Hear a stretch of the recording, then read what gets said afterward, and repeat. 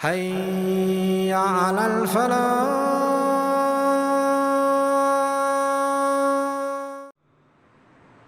So they start doing their own thing. And as a result, they will come back to you and say, you know what? There's only 3 prayers in the day. Because Allah says, Yuridullahu bikumul yusr. Allah wants ease for you. And you know what? Fajr and Isha are too difficult, so we don't have to fulfill them. A'udhu billah. How did you get that? You started checking on your own and people confused you. I remember someone who actually told me, they actually said, once I heard from my mother many years ago, but never mind my mother, it happened to me. Someone actually told me, I made 2 wudus, so if one breaks, I still got 1 more. I said, what are you talking about? Did you hear what I just said? 2 wudus. Just before she wore her makeup, she said, I'm making 2 wudu because I'm putting on very expensive makeup. It costs 60 pounds. You know what is British pounds, right? The makeup was 60 pounds. So I'm making 2 wudu. If I break one, I still have the other one. At least I haven't wasted my money on my makeup. La ilaha illallah. I would have just made 20 wudus if that was okay, and whole month I would have been fine. Right? That's not correct. So you have to explain to them nicely to say, my sister, in a beautiful way, instead of swearing, my sister, you know what? Your relationship with Allah through the connection that is the most powerful, known as prayer, don't compromise that for 60 pounds. You are selling that for 60 pounds. You understand? Someone asked me about nail polish. It's just an example. I'm giving an example. There is a debate. What is the debate? Some nail polishers are claiming to be wudu friendly. That means you can use them, you make wudu and don't worry, it's okay, it's fine. Water goes through it. Because the ruling is when you're making wudu, water needs to get to the surface of the nail. They say this is wudu friendly. So if you look carefully, there is a debate. Some people say, yes, it is wudu friendly, and other people say, no, it is not wudu friendly. I am here in the middle, I don't use, can you see? I don't use it, right? I'm stuck. Why? Because there is an argument here, an argument there. I have had people, one sister, may Allah grant her goodness, I don't even know who she is. She sent me a mail and told me, I work in a certain company and I just want to tell you that this is not permeable. I'm shocked, I don't even know. But all I know is there is an argument. So one of the sisters had the nail polish. And she caught me at one of the venues in another country. And she says, I want to ask you if this is okay for wudu. Now I'm stuck. What do I do? I don't know if it's the permeable one. I don't want to make haram halal and halal haram. I told her, my sister, there is a debate about this. It is less than 1 inch of paint. I suggest you don't compromise your strongest link with Allah for 1 inch of paint. Use something else. She said, I never thought of it that way. Do you understand? I didn't say it's haram, it's halal, because in all honesty, I don't know. It could be. But imagine you come on the day of judgment and you did all your salah. Just imagine, is there a possibility? From a statistical point of view, there is a probability because there is an argument. Imagine you come on the day of Qiyamah and you are told, hey, there's 0 salah next to your name. But how come? I did it all the time. Oh, you used this nail polish and you know what? It wasn't valid. Actually, now we're telling you the reality. I didn't know. So what I'm saying is, it can happen. It may happen what I just said, right? Instead of that, come out of the argument and just say, you know what? I'm not going to compromise my relationship with my Maker. The strongest link is salah. أَقْرَبُ مَا يَكُونُ الْعَبْدُ لِرَبِّهِ وَهُوَ سَاجِدٌ. The closest that a slave can be to their Lord is when they are in prostration. And you know what? I don't want to compromise my relationship, so I'll use something else. There are so many other alternatives, mashallah. So many other alternatives. There is this henna that you can use and many other things. May Allah subhanahu wa ta'ala grant us goodness. So this is one example. When you address someone and when you sat and thought carefully about a convincing answer, even the most stubborn can be convinced. Because in reality, it's not stubbornness. They want to understand it. They desperately want the answers. There are questions that are screaming for answers and people are just brushing them under the carpet. May Allah grant us ease. So my brothers and sisters, another reason why people deviate from Islam is the attitude that we have as Muslims at times in our workplaces. You know, inshallah, look, I'm going to let you know, because whatever I say here is actually international material, because it is being beamed and it will be beamed throughout the world. So the lesson is not just for this country, it's a Muslim country. The lesson is for the whole world. I tell you what, many people, many of the women complain at the workplace that these Muslim men, they give us such a look that just with their eyes, it seems like they've stripped us naked. It's so intimidating. Is it true? If it is true, it's a problem. Imagine you have a person who's not a Muslim and he respects the opposite sex. You have a person who's not a Muslim and he or she respects the opposite sex. So much of respect. There is nothing untoward.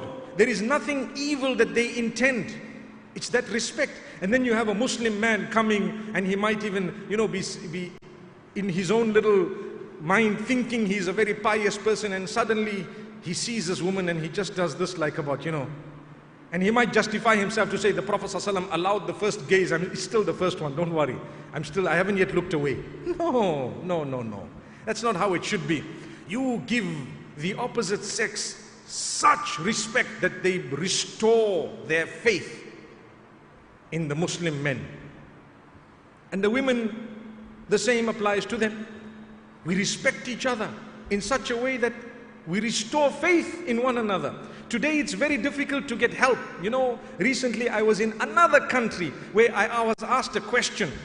A man who's a Muslim man is asking a question that if I see a sister who's a Muslim sister asking for a lift on the side of the road and about to jump into a taxi, am I allowed to stop and give them a lift if it is legal in my country? What a question. Do you know what they are asking? They are trying to say that is it better for this sister to go in public transport or to come with me in my car? I'm a Muslim man. And I said, my brother, I think she will feel more unsafe in your car than she would on public transport. It's possible, right? Because she would say, why did this guy stop? What's his reason? Because we need to change this narrative slowly but surely by showing that we actually care. There are many good men out there. All of them are seated in this hall today, mashallah. Right? May Allah bless you all. I always have to cover myself because I know they are good people. We are all trying, but we need to change this narrative, become responsible. When our morals and values begin to drop, really people become despondent. They think, look at these Muslims. But it's not Muslims, it's not Islam. It's the actions of the people. We swear, loud swear words. And the hadith says, al-mu'minu, a mu'min is not badhi, wala fahish, wala mutafahish.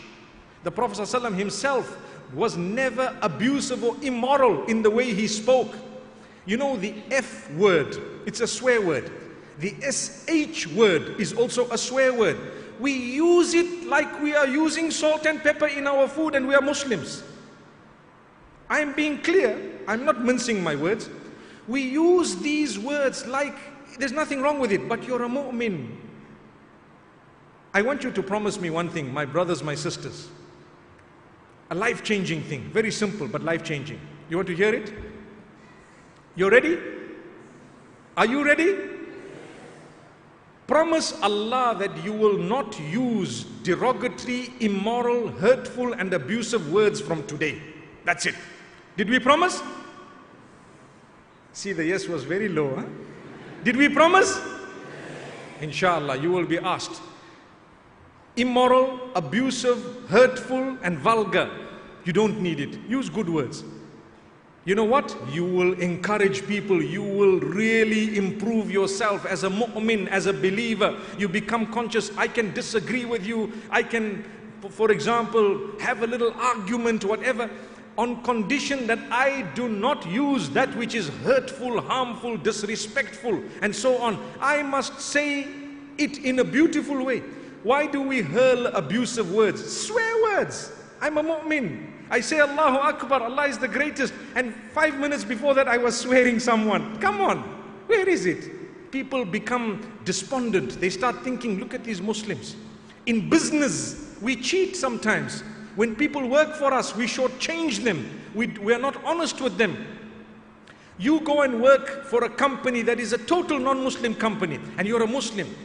I do know that there is Islamophobia. I do know that there is discrimination. But in a lot of companies, they will respect you. They will give you the promotions. They will give you the increment in salary. They will give you your holidays. They will give you everything. Justice. That's why everyone wants to work for that company.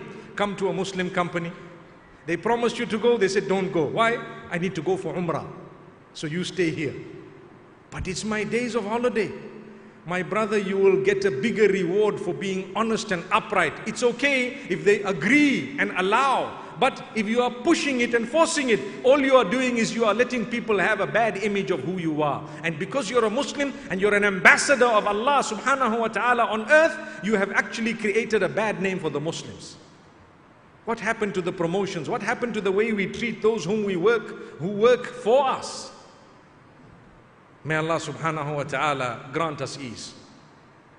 Our colleagues and those whom we interact with learn to develop the best of morals and values. The best of values. This afternoon I spoke at the school. I said something I want to repeat here today. I gave them 2 pieces of advice. I told them, be very mindful, be very responsible regarding the way you use or you make use of technology as it is advancing.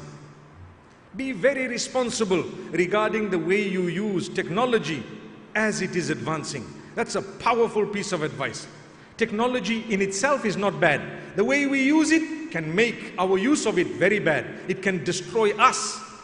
The phones we have in our hands, probably this apparatus that we have, we use it the most, so much so that people are sitting right next to each other, but they have to call each other through the phone. The wife sends a message. She tells the husband, I love you, I miss you, I love you, I adore you. He doesn't hear a thing. He's on his phone. He might be messaging someone else saying, I love you, I miss you, same thing. He doesn't realize. Then when she messages to say, I love you, and it comes, sitting right next to you, and she's watching. And the only way we got through to him was through the phone. Trust me, it's happening vice versa. It's not only the men who are guilty. Let's get that correct here. It's happening vice versa. We're sitting such that we don't even know. Do you know? I know of a couple, and there are many such couples.